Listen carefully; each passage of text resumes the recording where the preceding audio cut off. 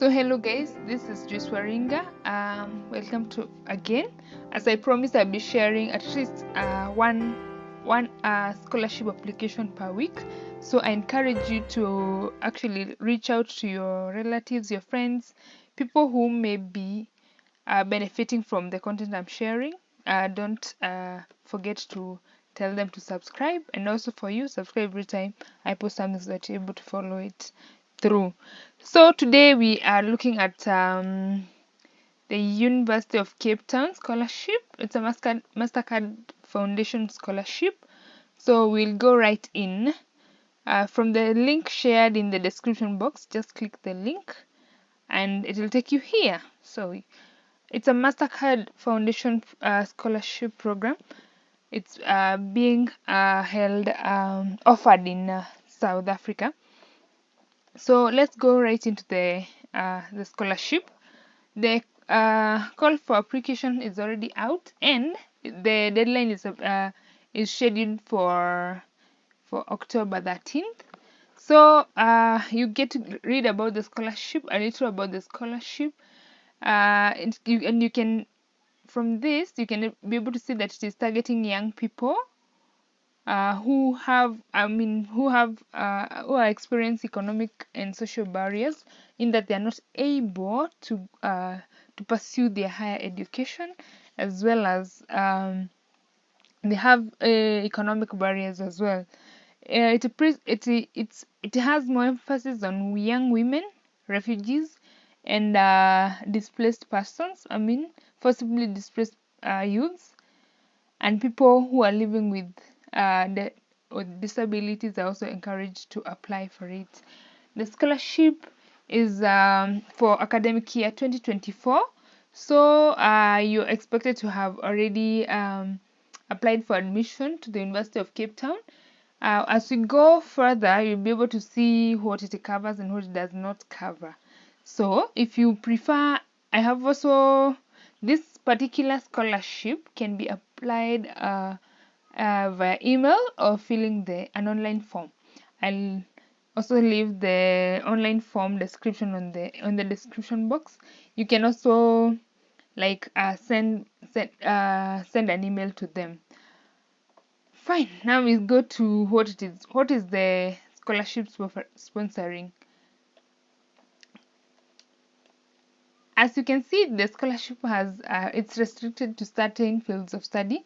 For the postgraduate master's degree application, you can just come here, click here, and check. You'll be able to see that this is able to cover this. It's tackling humanities. Anybody who wants to do gender, sociology, development, legal affairs, community health, that is public health. For economic management sciences, you want to do information science, development studies. For the law students, governance and human rights, any fields in that sector. Natural resources, biology, computation, maths and physics, of course. For what does it take to be eligible for this?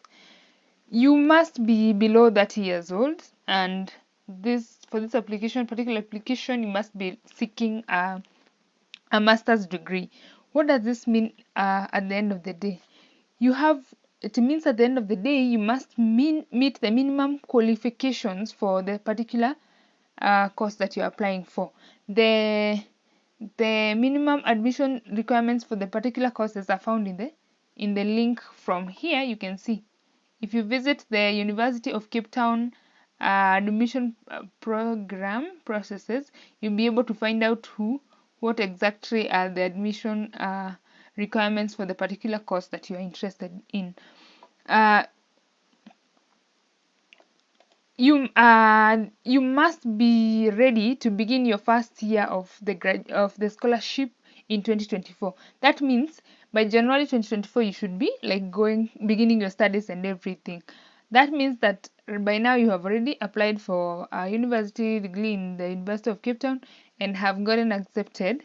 But the other thing is that you must provide evidence that you access to university education is impeded due to maybe social barriers or economic barriers. Like you have to give very clear evidence that you can actually not sponsor yourself through university and all. This you can only qualify for 1 degree for this particular scholarship. If you intend to register for second master's degree, you're not eligible for that. There should be like your first master's degree when you want to apply for it. The application process, like I said, there is an online application, or you can actually send an email through the email as I'm highlighting over here. This is the email where you have to send the complete form, like fill the completed form and the supporting documents that you need to send by email. Note that you cannot send you cannot send by email and send by online application. You have to choose one. If you send both, they will automatically reject your application because it's what they are calling here duplication of the application. If you send if you either choose to send online via the form or send by sending the email to this particular email address over here. Yeah. Like I said before, the closing date for this application is on 13th of October 2023. So begin right now. If you intend to send in an application, I encourage you to go right in and send in the application. And for them, they're not giving personalized feedback because of the large applications they usually receive. So they're saying if you don't hear from them by 24th of November 2023, you can consider your application unsuccessful. But remember, this is not the only this is not the only scholarship that is available out there. Go on, keep on visiting back this page. I know I'll be sharing more and more every now and then, every time I come across one. So keep tuned over here. And I usually tell people what else can happen if you come across an application that needs to be submitted. What else can happen? You have to keep the faith and apply for it. Okay, the answer can either be a yes or no. So go ahead and apply as many as possible. There is no other answer. It's either yes, we accept your application, or no, we don't accept it. And if you don't accept it, you move on. You look for another one and another one. The opportunities are very many. We will look at the application form briefly. Here is the application form. You can actually download this, or you can actually download the application form from here. So for me, I'll actually choose to download it and see so that I can be able to navigate through. This is the application. It looks like this. This is a Mastercard Foundation application form. And I think the form is actually definitely divided in 3 sections. There is the personal information section, there is the academic section, the family section, and the short narratives section. There is also the community engagement, and then there is the certifications you've been getting. The application process, you must apply for admission first, okay? Then that is the application. You'll actually get to use that application number that you get from the admission. You'll get to use it to apply on this form. You'll be using it on this form, okay? So you must get the admission first, okay? As you can see, just what I've said a few minutes earlier, the section is divided in around 6 parts for usual scholarships. The first one is really the personal information part, where you have to submit your cover letter, your personal ground, you have to also to give reasons why you're choosing this. And the submission document should always be in PDF. Anytime you're submitting any document, unless you have been told not to submit a document in PDF, always make sure that you're using a PDF. So on the cover letter, they stipulate to you, this is an easy application because they tell you exactly what to include in the cover letter. You're told exactly what to give on the cover letter. They're also asking for your academic copies of your academic records. For example, you must submit for let's say for most East Africa countries, there is the high school certificate, and they have to be actually certified copies of all the degrees. They have like to be certified. For instance, the people from Kenya, you know where you get your document certified from the Ministry of Q or Q. You can go through Q by calling them, and they guide you from the ministry. Or yes, those ones are the two places you can actually get your copies or degree certified. Okay. A letter of recommendation saved, and you must save. The instructions are very clear. You have to save it as a recommendation letter. Okay. The letter must be a current official must be current, maybe official. By official I mean you can include the company's logo, and then it has to be signed by the supervisor or the head of the department, or if it is a recommendation letter from the school, for those who just completed school, you can have it actually signed by the head of your school or departmental head or something like that. Yeah, it's also the passport that you need to also submit a recent passport size photo. The passport size photo has to be on the agreeable size. You can go take a professional photo from a good studio, not a selfie, please, not a selfie. Take a good photo from a studio and attach as well a certified copy of national ID, or maybe a passport. Yes, and for those who are refugees and asylum seekers, you're actually supposed to give a visa page or this asylum seeker permit. Okay, yes, actually recommend to just go through the application very well. Yes, fill in all the details as best as you can and to the best of your knowledge. Kindly remember you don't lie in these applications, because the moment somebody asks you for something, then you're in trouble if you cannot remember what you actually filled. That will be an automatic disqualification because you lied. Okay. And for the refugees, of course, if you are a refugee, you have all these. I mean, this is what you already have. So make sure you fill that carefully and correctly, and then PDF. Remember to PDF. Okay. The academic information, you state your school. They actually need the high school bit. Okay. The examination system you took, the grades you obtained. This is just basic information. Then we go to family. This is who paid your school. And for those ones, like if you are actually sponsored here, if you are sponsored in high school, it's advisable you get a letter from your sponsors if it's an organization that's in your country, so that it is stamped and you can actually go with that. This would be a better way to also prove that you actually cannot afford an education and you have always depended on people, and especially if it is actually your first, you're not working yet, and hey, most people below that, yes, that is where you fall. So it's good to get a letter supporting documents. Just get them. Look for them. Actually, you don't need to wait for an application for you to look for those letters. Always have them in hand. Always prepare in advance, because most of the scholarships almost ask about the same things. The family information, you have to fill these things. Okay, the contact person in case of emergency.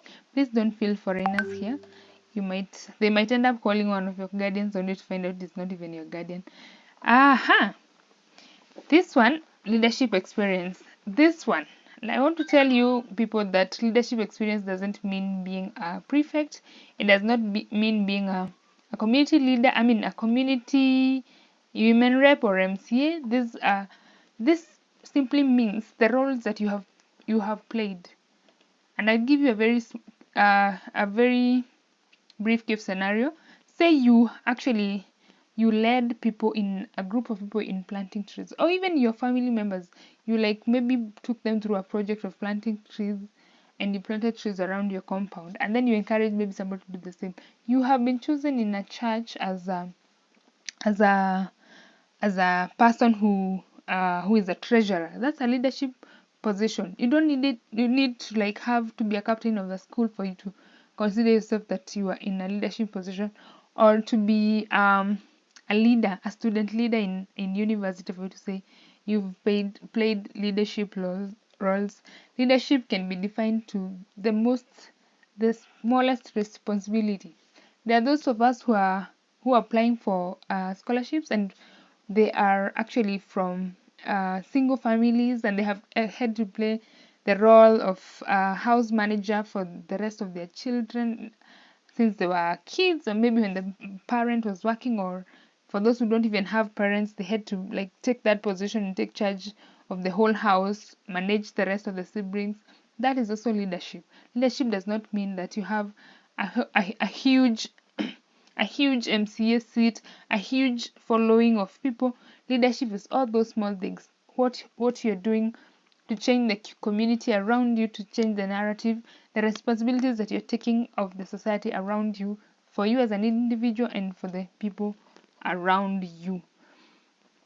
We go to the awards and honors. There is no an award that is small.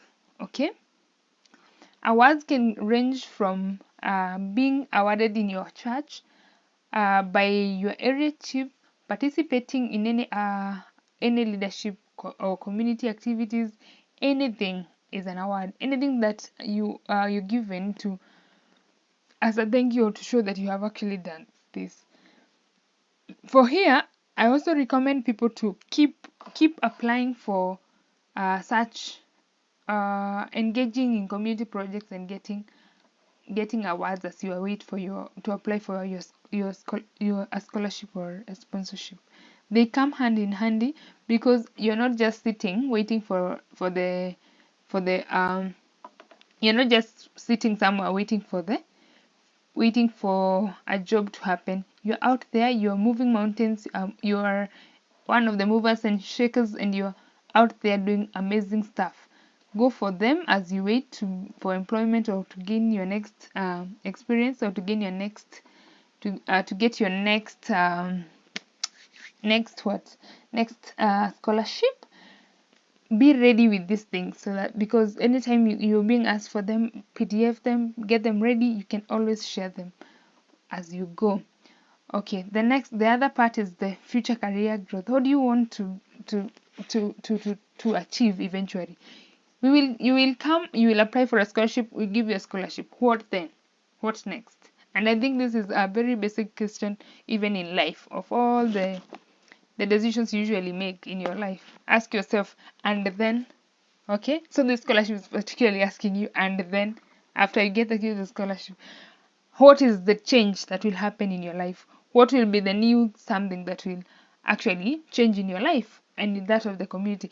It is not strictly to yourself, but your long-term goal can be community-based. I think that is much it's much better to relate your future career with what you're applying for, what you've been called for the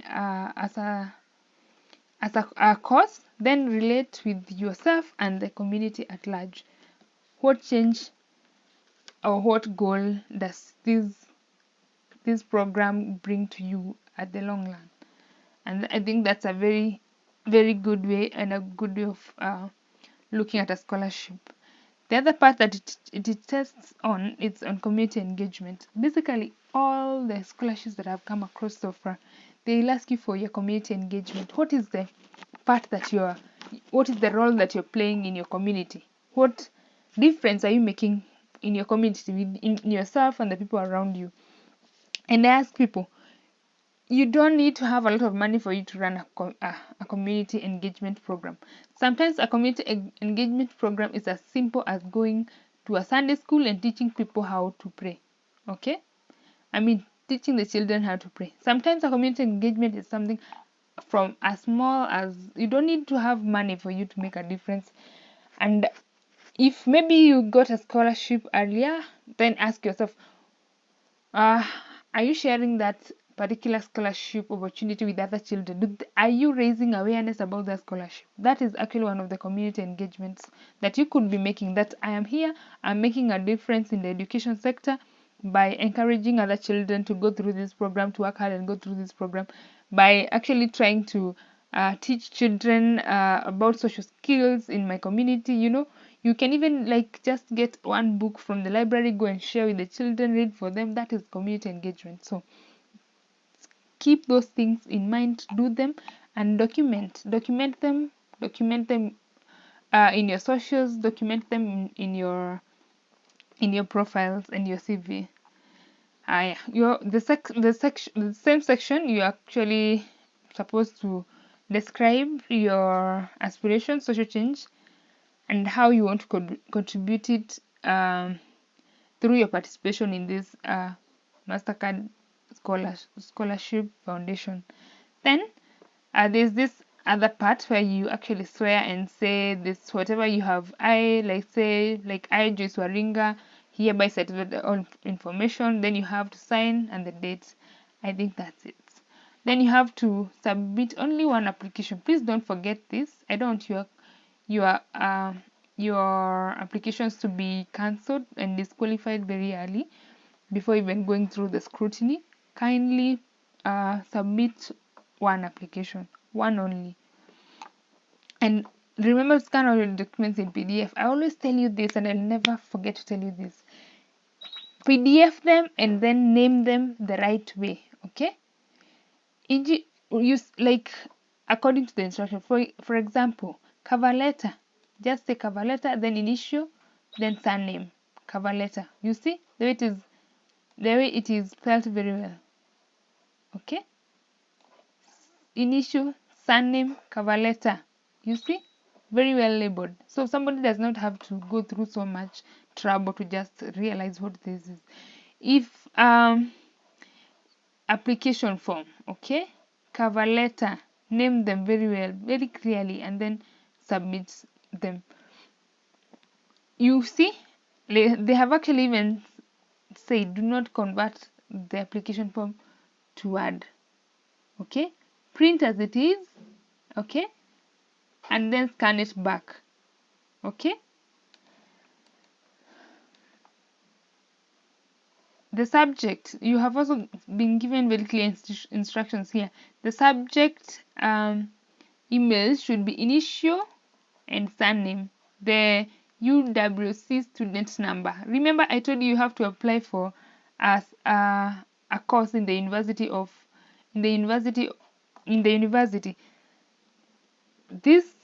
This particular application will give you a student number, and that is the number you're going to use from the University of Western Cape. This is the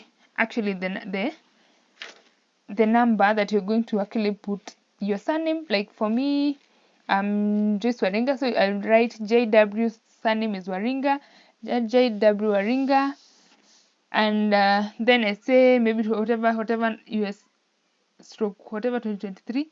That will be my subject line, and then I send the scanned application form to MC, to that email. So once you click the email, it will automatically be bringing you the emails.